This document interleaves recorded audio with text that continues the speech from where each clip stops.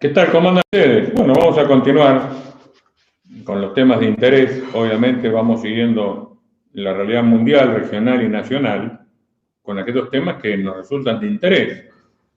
Como lo habrán notado en los últimos días, la usurpación de tierras ha estado en todos los canales, prácticamente al nivel de un reality show, con una familia que se pelean entre ellos, también con un grupo de supuestos indígenas que ocupan terrenos militares, etcétera, etcétera. Pero nosotros no vamos a hablar solamente de eso, que creemos que básicamente es una cortina de humo, una operación de velo y de engaño para justamente ocultar lo que queremos llamar la política de las usurpaciones. Ustedes me podrán preguntar, ¿qué tiene que hacer una ciencia que trata grandes temas, grandes extensiones, grandes problemas? Ocuparse de un tema como son las usurpaciones. Bueno, vamos a demostrar, o vamos a tratar de demostrar en esta exposición, que las usurpaciones no solamente las hacen unos desarrapados o pobre gente, sino que tienen una entidad suficiente para que la geopolítica se ocupe de ellas. Vamos por partes. Lo primero es un dato concreto para saber dónde estamos situados. Primero, hay que aceptar y entender que la Argentina es la octava superficie mundial. Es una gran extensión, casi 2,9 millones de kilómetros cuadrados, de los cuales, según el Registro Nacional de Tierras Rurales, 267 millones, repito, 267 millones de hectáreas están en orden o pueden ser cultivables. Si esto, que suena un número inmenso, lo tratamos de manejar de alguna manera, por ejemplo, lo comparamos con la República Oriental del Uruguay, bueno, 15 veces la superficie del Uruguay, 7 veces. Eso ya nos pone en una perspectiva que nos saca de ese mero problema de un grupo de indios ocupando unos cientos de hectáreas. Esto lo he escrito ya en un artículo en mi blog que los invito a visitar, Espacio Estratégico, ahí están los datos más precisos, más concretos, pero he hecho una clasificación de las usurpaciones. Obviamente, en el nivel inferior están estas usurpaciones que nos trae la prensa, que nos cuentan con gran escándalo y difusión. En un nivel superior están las transnacionales y en un nivel eminente y paradigmático están las usurpaciones globales. Bueno, vamos a explicarlas. Las locales ya se las ha explicado la prensa, después vamos a hacer alguna precisión al respecto. Vamos a las transnacionales. ¿Qué es una ocupación transnacional? Bueno, es aquella que sordamente lleva adelante una gran empresa o un gran empresario internacional. Esta, lamentablemente, puedo dar fe, no porque lo haya leído o estudiado, sino porque me tocó vivirla, siendo segundo comandante de la octava brigada de montaña. Los terrenos fiscales, que son muchos los que tiene la octava brigada en Mendoza, fueron usurpados, no por unos desarrapados, no por unos indios, sino por una de las fortunas más grandes del mundo, en este caso materializado por la baronesa de Rothschild, de origen francés, que se quedó con, no era mucho terreno, pero era un terreno realmente muy importante, 200 hectáreas de Carlos, en la provincia de Mendoza, en uno de los lugares más bellos y con una calidad de tierra realmente excepcional.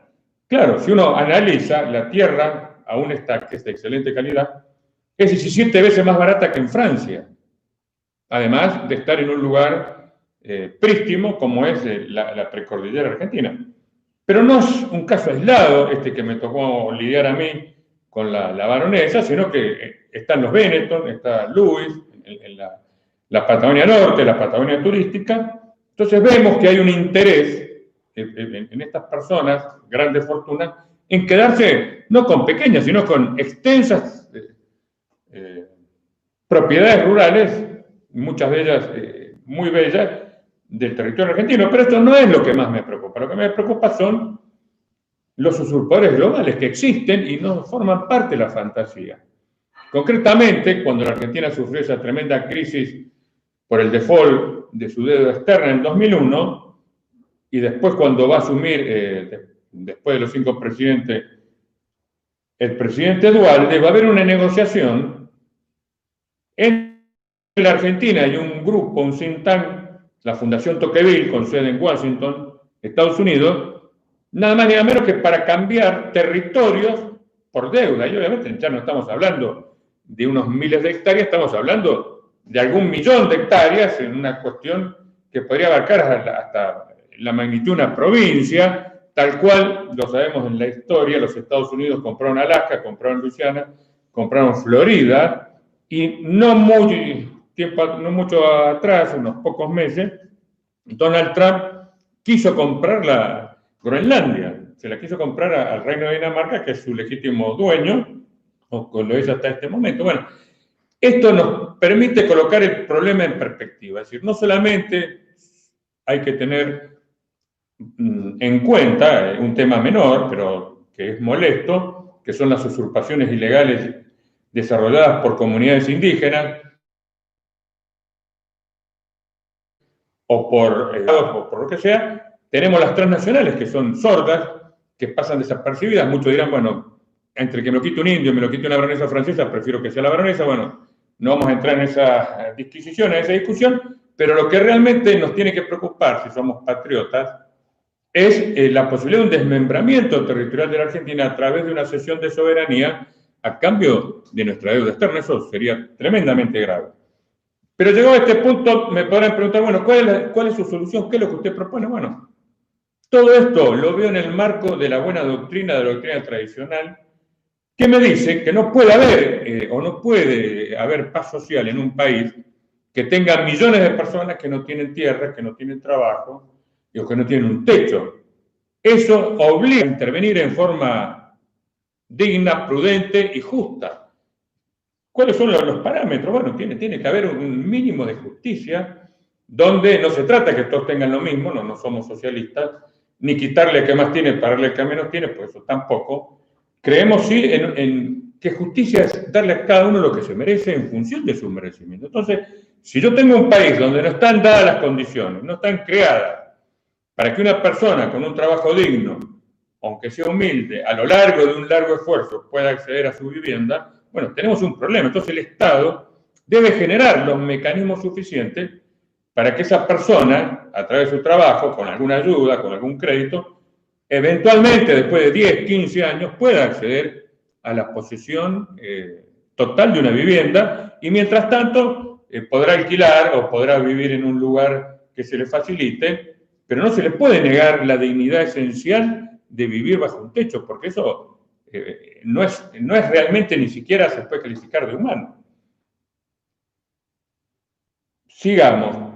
Esto que parece una locura, una dificultad tremenda, que se rasgan las vestiduras, los que dicen que me van a quitar si tengo una segunda casa, yo tengo un campo y me lo van a robar, y bueno, esto ya se hizo en el pasado, no había internet, no había aviones, no había camino, y lo hizo nada más y nada menos que General Roca, el denostado General Roca, cuando él culmina su famosa campaña al desierto. No solamente le va a entregar tierra a los indios, que lo hizo, y algunos de ellos están reivindicando ese derecho para que se la restituyan, habrá que analizarlo. Él le va a entregar como parte de pago, sabemos que la Fuerza Armada, especialmente el ejército argentino, es un mal pagador.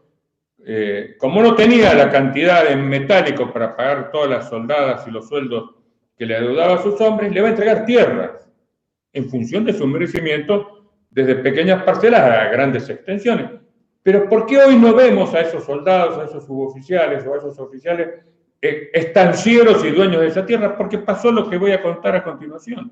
Esa fuerza, como pasa en cualquier ejército que se traslade en el mundo, va acompañada por una cantidad de buhoneros, cantineros, prostitutas, etcétera, etcétera. Bueno, cuando el soldado, después de meses o casi años de privación, de vivir en el fortín, de vivir a caballo, se lo entregó al cantinero por las deudas que había o que tenía de haber consumido la ginebra y los chacinados o los quesos o las cosas que ese cantinero le ponía a disposición a precio de oro a ese soldado, a ese oficial o a ese suboficial. Entonces esa es la realidad que hoy tenemos que modificar, y que si lo pudo hacer un general argentino en el siglo XIX, en un país que es la octava superficie del mundo, ¿cómo no vamos a poder hacerlo hoy?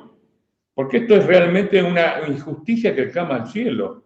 Ya lo sabemos, porque lo ha estudiado la ciencia, la sociología concretamente, con el coeficiente de Gini. ¿Qué es el coeficiente de Gini? Cuando una sociedad, la desigualdad supera determinados límites, es decir, cuando hay muy pocos que tienen mucho y cuando hay muchos que tienen muy poco, estamos al borde, ya sea o de una confrontación, o de una revolución, o de una epidemia, o de una guerra, o de una combinación. Bueno, como si fuera poco, a esta compleja situación se le suma la pandemia. Entonces, eso es un motivo de urgencia, no es un motivo de demora para que esto se haga.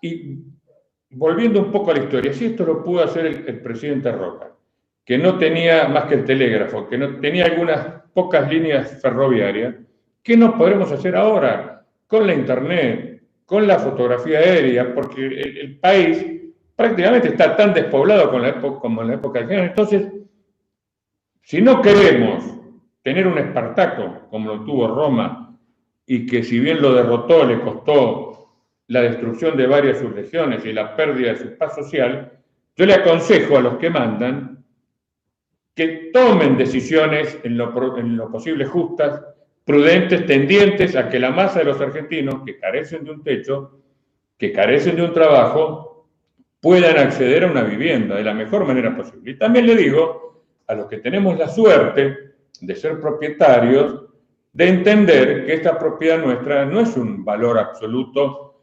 fundamentalista, indeclinable y sin ningún tipo de restricción. Tiene que estar en función social. Y voy a terminar, para no ser teórico, con un ejemplo personal. Y lo explico no porque sea personal, sino porque creo que es bastante claro. Mi padre, a los 40 años, había conseguido su casa propia, en la cual crecimos nuestros hermanos. A mí me costó un poco más, lo cual no es importante lo que quiero remarcar, pero mis hijos, mis 3 hijos, que son 3 profesionales, que tienen, gracias a Dios, trabajo, hoy no pueden acceder a la vivienda digna. Seguramente cuando yo muera heredarán esta propiedad y la dividirán en 3 partes, pero serán 3 veces más pobres que yo, y probablemente mis nietos, que ya han nacido, no tengan más remedio que, espero que alguno tenga los atributos correspondientes, transformarse en un Espartaco y poner al Estado argentino entre la espada y la pared. Bueno, para no llegar a esa situación, que está en los libros de historia, pero que es dramática vivirla, vuelvo al principio. Nuestros gobernantes, nuestras clases dirigentes, pongo los sindicalistas, a la iglesia, a los medios de comunicación social, a los empresarios, abramos la cabeza. Toda crisis, todo conflicto nace de un problema de comunicación. No nos intoxiquemos, no nos dejemos intoxicar por los medios de comunicación social, que nos hacen un reality show porque una familia, que la hija, que el hermano, que... No, eso no es el problema. El problema es la ocupación transnacional, la ocupación global, con la paradoja que si yo soluciono el problema de la ocupación local, es decir, le doy vivienda a los millones de argentinos que no tienen, si pongo a trabajar el campo argentino, especialmente los que está improductivo, es el mejor sistema inmunológico que yo voy a tener contra las usurpaciones transnacionales y contra las usurpaciones globales. ¿Cómo hacerlo? Esto lo dejamos para un próximo video, pero lo dejamos planteado. La Argentina está llena de impuestos, básicamente impuestos al consumo, a los alimentos, al combustible, a los forrajes, a los alquileres, al cheque, a todo. Bueno, estamos analizando, y lo vamos a después exponer, suprimir esos impuestos y quedarnos con un solo impuesto que es de origen bíblico, que lo consideró el liberal Alberdi en su liberal Constitución de 1853, que es el impuesto a las tierras y propiedades improductivas. Entonces, no gravemos el consumo, no limitemos el crecimiento de las pequeñas empresas, permitamos el crédito hipotecario para las familias que no tienen vivienda y gravemos con un único impuesto a la tierra improductiva y a las propiedades improductivas. Creo que eso va a ser, o es una de las herramientas que vamos a poder hacer la Argentina que todos soñamos. Muchas gracias.